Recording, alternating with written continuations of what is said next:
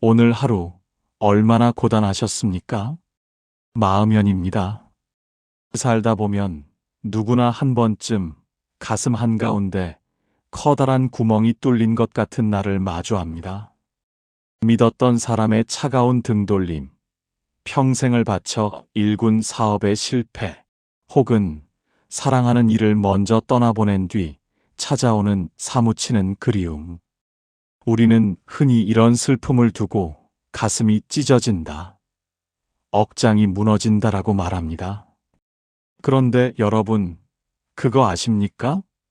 그 말이 단순한 비유가 아니라는 사실을요. 최근 의학계에서 아주 놀라운 사실을 하나 발견했습니다. 우리 몸에는 팔다리가 부러지거나 뜨거운 불에 데였을 때 아프다고 느끼는 뇌 부위가 있다고 합니다. 그런데 신기하게도 우리가 마음에 큰 상처를 입었을 때, 누군가에게 거절당하거나 배신당했을 때 빨갛게 불이 켜지는 뇌 부위가 몸이 다쳤을 때와 정확히 똑같은 곳이라고 합니다. 이게 무슨 뜻일까요? 지금 여러분이 느끼는 그 마음의 고통은 엄살도 아니고 의지가 약해서도 아닙니다. 실제로 교통사고를 당해 뼈가 부러진 것과 똑같은 수준의 중상을 입은 상태라는 겁니다. 그러니 제발 나는 왜 이렇게 멘탈이 약할까라며 스스로를 다그치지 마십시오. 다리가 부러진 사람에게 뛰어라 라고 소리치는 사람은 없습니다. 지금 여러분에게 필요한 건 채찍질이 아니라 따뜻한 약을 바르고 쉬게 해주는 것입니다. 오늘 저는 여러분의 그 찢어진 마음을 봉합해줄 2500년 된 아주 오래된 처방전을 가져왔습니다. 의학적 사실보다 더 정교하고 그 어떤 위로보다 깊은 붓다의 지혜입니다. 이 영상이 끝날 때쯤이면 가슴을 짓누르던 그 무거운 돌덩이가 조금은 가벼워져 있기를 간절히 바랍니다. 부처님께서는 자바함경에서 2개의 화살에 대해 말씀하셨습니다. 수행자들이여, 인생을 살다 보면 누구나 피할 수 없는 불행, 즉 첫 번째 화살을 맞는다. 갑작스러운 병, 사업의 실패, 자식 문제. 이것은 우리가 인간의 몸을 입고 태어난 이상 피할 수 없는 숙명입니다. 이것은 팩트이고 이미 벌어진 사건입니다. 부처님도 예수님도 육신이 있는 한 이 첫 번째 화살은 피하지 못하셨습니다. 하지만 어리석은 사람은 곧바로 스스로에게 2번째 화살을 쏘아댑니다. 그것도 독이 잔뜩 묻은 화살을 말이죠. 왜 하필 나한테만 이런 일이 생겼을까? 그때 내가 그러지만 않았더라면. 저 인간은 도대체 왜 나를 배신했을까? 이미 맞은 첫 번째 화살만으로도 충분히 아픈데 우리는 밤새도록 이불 속에서 후회와 원망이라는 2번째, 3번째 화살을 내 가슴에 꽂고 또 꽂습니다. 상처난 곳을 계속 찌르니 피가 멈출 날이 없습니다. 여러분, 냉정하게 한번 돌아봅시다. 지금 여러분을 잠 못 들게 하는 것은 이미 지나가 버린 과거의 사건입니까? 아니면 그 사건을 붙잡고 놓지 않는 나의 생각입니까? 부처님은 말씀하십니다. 첫 번째 화살은 맞아라. 하지만 2번째 화살은 맞지 말라. 이미 벌어진 일은 어쩔 수 없지만 스스로를 괴롭히는 일은 멈출 수 있다는 뜻입니다. 감정의 수명은 90초. 머리로는 알겠는데 마음이 제 뜻대로 안 됩니다. 화가 안 가라앉아요. 맞습니다. 그게 사람 마음이죠. 그런데 뇌과학자들이 아주 재미있는 이야기를 해줍니다. 우리가 화가 나거나 슬플 때 우리 몸속에는 스트레스 호르몬이라는 화학 물질이 쫙 퍼진다고 합니다. 심장이 쿵쾅거리고 얼굴이 붉어지고 손이 부들부들 떨리는 현상이죠.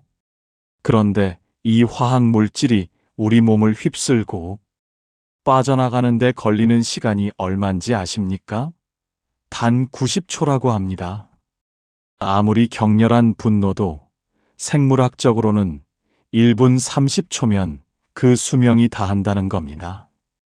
마치 파도처럼 밀려왔다가 90초 뒤면 스르르 물러가는 것이 감정의 본질입니다. 그런데 왜 우리는 1년 전, 10년 전 일 때문에 아직도 화가 날까요? 90초가 지날 때마다 내 머릿속에서 비디오를 되감기하듯 그 기억을 다시 틀기 때문입니다. 생각할수록 괘씸하네. 다시 90초 시작. 그때 그 돈만 안 잃었어도. 다시 90초 연장. 결국 찰나의 파도를 거대한 태풍으로 키운 건 바로 나의 집착이었습니다. 이것이 불교에서 말하는 번뇌의 실체입니다.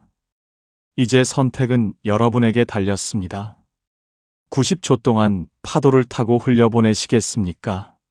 아니면 계속해서 파도를 붙잡고 그 속에 빠져 허우적대시겠습니까? 그렇다면 불쑥불쑥 올라오는 이 괴로움을 어떻게 해야 할까요? 억지로 참아야 할까요? 아니면 잊으려고 발버둥 쳐야 할까요?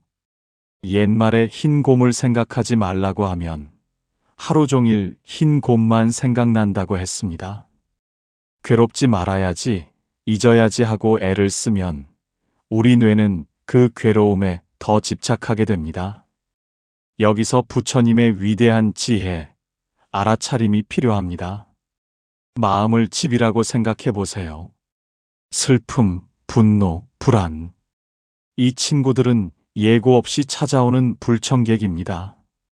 손님이 찾아왔는데 문을 걸어 잠그고 너 나가 하고 싸우면 어떻게 될까요? 손님은 더 문을 두드리고 난동을 부립니다. 내 집만 부서지죠. 지혜로운 사람은 문을 활짝 열어둡니다. 그리고 이렇게 말합니다. 아, 슬픔이라는 손님이 오셨구나. 아, 분노라는 친구가 잠시 들렀구나. 나와 감정을 한 덩어리로 묶지 마세요.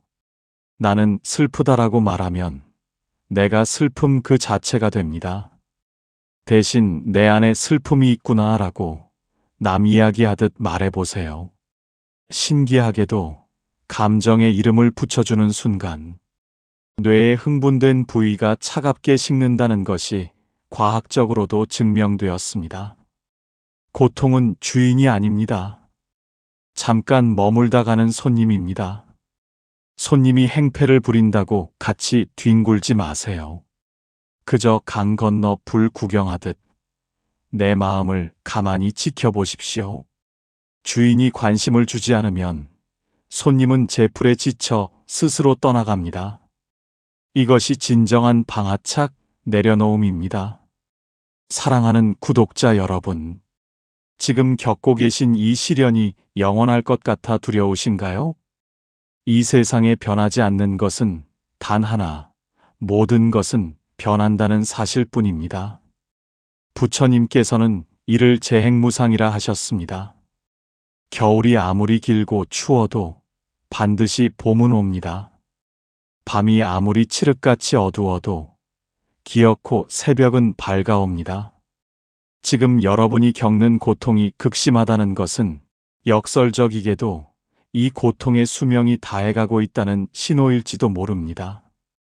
이스라엘의 다윗 왕 반지에 새겨졌다는 그 말, 이 또한 지나가리라.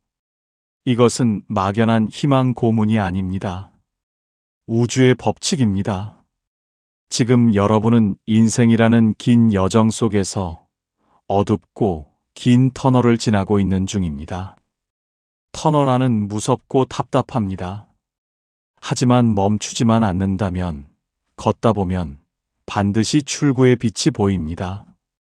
가장 위험한 것은 어둠이 무서워 터널 한가운데 주저앉아 버리는 것입니다.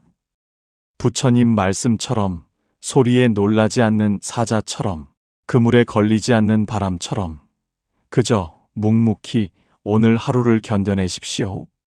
이 고통을 통과하고 나면 여러분은 예전보다 훨씬 더 크고 단단한 그릇이 되어 있을 것입니다.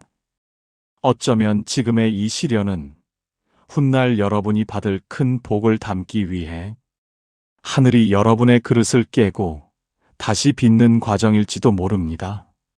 오늘 밤 자리에 누워 또다시 가슴이 답답해진다면 딱 3초만 깊게 숨을 들이마시고 저를 따라 이렇게 뇌에게 말을 걸어주세요. 이 고통은 내 것이 아니다. 스쳐가는 바람이다. 나는 이 감정보다 훨씬 더 크고 위대한 존재다. 거울 속 지치고 초라해 보이는 당신의 얼굴을 보며 실망하지 마십시오.